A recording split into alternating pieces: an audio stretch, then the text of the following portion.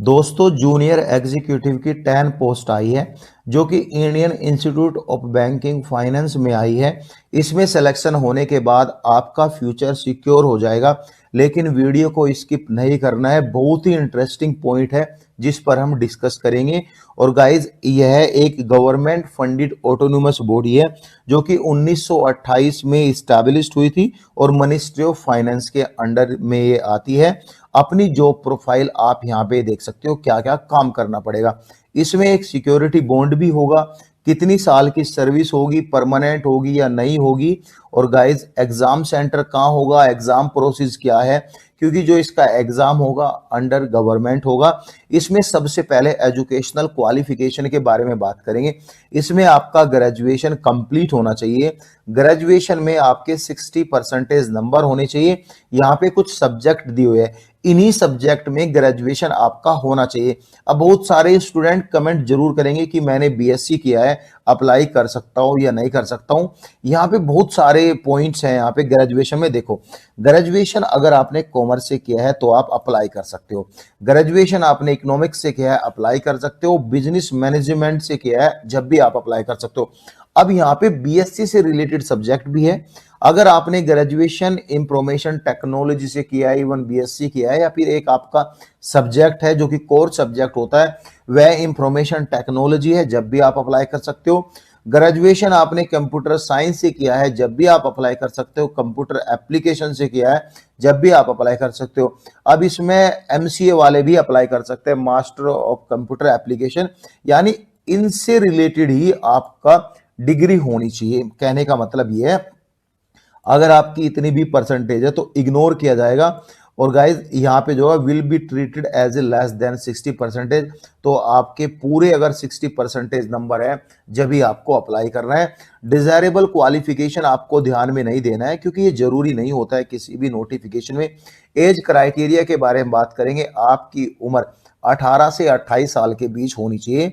और आपकी जो उम्र है 1/11/2025 से काउंट की जाएगी। सिलेक्शन प्रोसीजर के बारे में बात करेंगे जो कि बहुत फास्ट है। इसका एग्जाम सेंटर चेन्नई होगा, कोलकाता होगा, दिल्ली एनसीआर, मुंबई, नवी मुंबई, थाने, एमएमआर, लखनऊ, गुवाहाटी, हैदराबाद।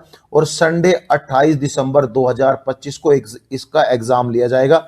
इवन बेंगलुरु, अहमदाबाद, गांधीनगर में भी इसका एग्जाम सेंटर होगा। लेकिन यहाँ पे एक पॉइंट है, उन्हीं कैंडिडेट को फॉलोड बाय पर्सनल इंटरव्यू, यानी एग्जाम के बाद पर्सनल इंटरव्यू होगा। और उन्हीं कैंडिडेट को shortlisted candidate will be called for online exam as well as personal interview. ठीक है। और गाइज यहाँ पे आपका एग्जाम का पैटर्न दिया। अब यहाँ पे एक पॉइंट है, जो स्टूडेंट अपनी हिंदी में प्रिपरेशन करते हैं उनके लिए तो बेकार है, क्योंकि पैसे वेस्ट मत करना। हालांकि फीस इतनी हाई नहीं है, लेकिन यहाँ पे आपका जो एग्जाम का मीडियम है वह इंग्लिश में ही रहेगा। रीजनिंग के 50 क्वेश्चन रहेंगे, 50 नंबर का ही एग्जाम होगा। इंग्लिश के 40 नंबर का एग्जाम, मैथ के 50 नंबर का एग्जाम। जनरल अवेयरनेस जो कि स्पेशल रेफरेंस टू बैंकिंग की जनरल अवेयरनेस है, वो यहाँ पे 40 नंबर का एग्जाम। कंप्यूटर नॉलेज तो ऐसे ही मिला के यहाँ पे 200 क्वेश्चन रहेंगे, 200 नंबर का एग्जाम होगा। 140 मिनट का टाइम आपको पूरा करने का मिलेगा। पेनल्टी रहेगी, यानी नेगेटिव मार्किंग होगी 1/4। अगर एक क्वेश्चन गलत करोगे तो आपके जो है 0.25% नंबर काट लिए जाएंगे, यानी 4 क्वेश्चन पर यहाँ पे जो है 1 नंबर काट लिया जाएगा। अब यहाँ पे ट्रिकी पॉइंट क्या है, नंबर ऑफ आंसर चूज पर क्वेश्चन 5 ऑप्शन। पहले क्या था, यानी अभी बैंकिंग सेक्टर में ऐसा होता है कि 5 ऑप्शन दिए जाते हैं। अब यहाँ पे नेगेटिव मार्किंग का तो चांस ही नहीं बनता आपका करने का, तुक्के मारने का कोई हिसाब नहीं बनता है, क्योंकि 5 ऑप्शन मिलेंगे, 5 में से आपको एक ठीक करना है। तो यहाँ पे आपने जो पढ़ा है उन पे आपको क्लिक करना है। ठीक है। फी के बारे में बात करेंगे, जो कि लिखा है यहाँ पे, the application fee for the above post पर कैंडिडेट 700 रुपीज आपको फी देनी है। अब जीएसटी एप्लीकेबल है। अब यहाँ पे किन किन कैंडिडेट को फी देनी है ये नहीं बताया यहाँ पे, कि जनरल का अलग है, एसटी का, तो यहाँ पे फी आपको देनी है।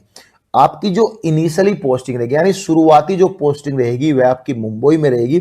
बाकी अदर जो पोस्टिंग होगी इनके इंस्टीट्यूशन रहेंगी, इनके हेड ऑफिस रहेगी, ब्रांचेज रहेगी, न्यू दिल्ली, कोलकाता, चेन्नई, मुंबई, गुवाहाटी। यहाँ पे जो भी इनके ऑफिसेस है यहाँ पे आपकी पोस्टिंग रहेगी, क्योंकि मुंबई में इनका बड़ा सेंटर है।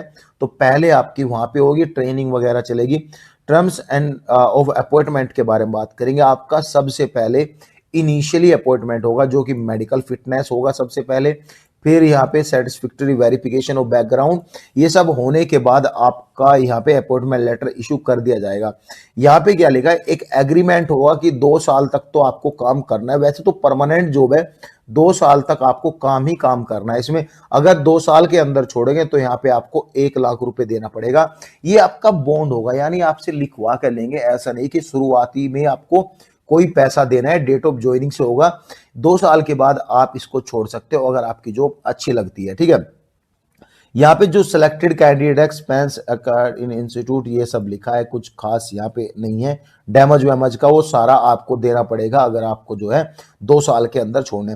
सैलरी भी अच्छी खासी है, यहाँ पे पे स्केल देख सकते हो, बैंकिंग का अच्छा खासा 70 से 80 हजार रुपए सैलरी मिलेगी, जिसमें DA, HRA, LFC and group medical insurance भी आपको दिया जाएगा। अप्रोक्स यहाँ पे 8.7 लाख रुपए का per annum cost to company, यानी सीटीसी रहेगा, जिसमें कि आप मोटा मोटा अलाउंसेस काट के यहाँ पे लगा लो कि आपका 7.9 करेगा, तो लगभग आपकी सैलरी 70 से 80 हजार रुपए बनेगी, जो मैंने आपको ऊपर बताया।